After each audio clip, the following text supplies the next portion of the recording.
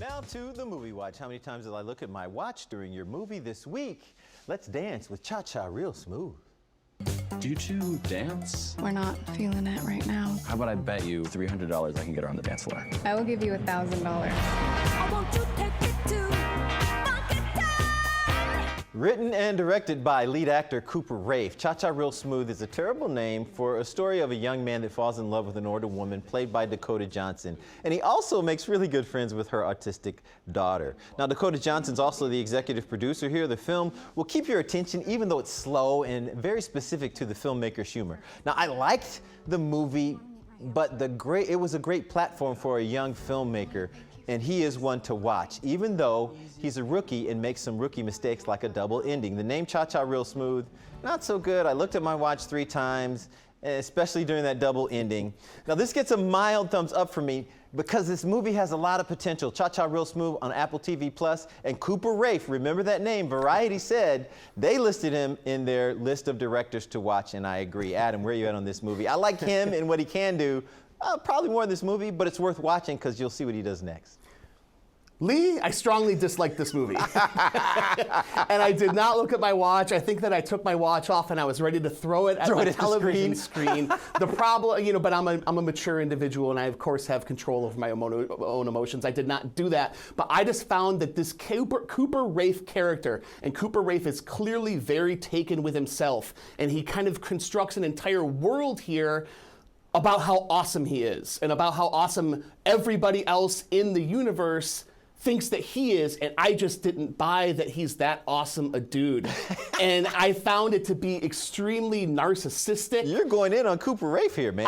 And I just found it to be like extremely kind of in love with himself to the point where it affected the entire movie and whatever he was trying to do. We are talking about a dude from Hollywood, though. A lot of them are Even if he would have cast somebody else in the role of the super mega awesome dude, I feel like I could have bought it more. The way that he just wants everybody to love him and the way that he makes everybody in the movie love him made me feel the opposite. Give it a grade real quick.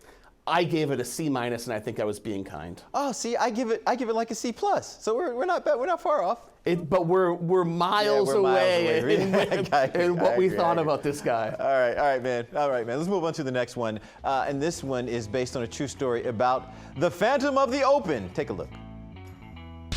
How does it feel to have shot the worst round in the history of the Open?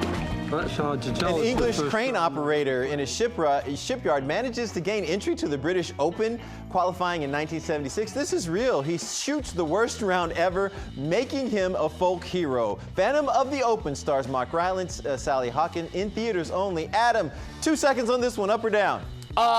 It's a light up. It barely makes par. All right, when we come back, good luck to you, Leo Grand, is my pick of the week. Next.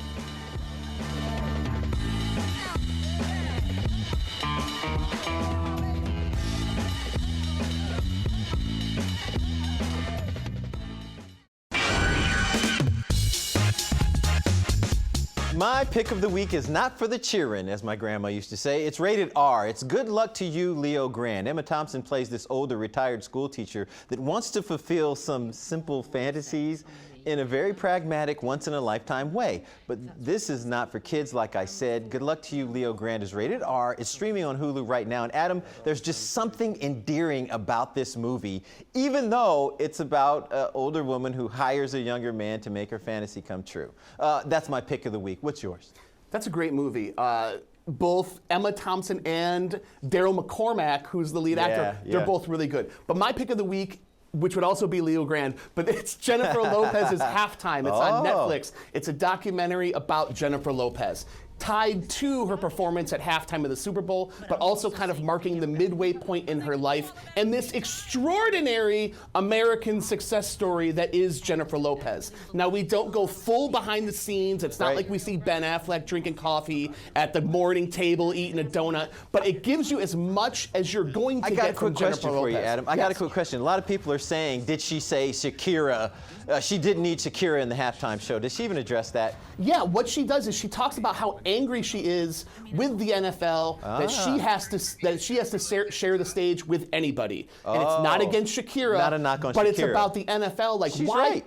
I'm Jennifer Lopez. Why can't I headline halftime on my own? Yeah. And that kind of stuff Nice. we do see behind the scenes of. It's good stuff. It's on Netflix. On Netflix right now. I appreciate you, my man. Yes, sir. You Thank you, always Lee. broaden Always so my much fun. insight. Always broaden my insight. And thank you guys always for tuning in. As long as they keep making movies, but we'll keep critically speaking about those films. Next week, I'm gonna win this race, baby. Elvis has entered the theater, so please save me a seat.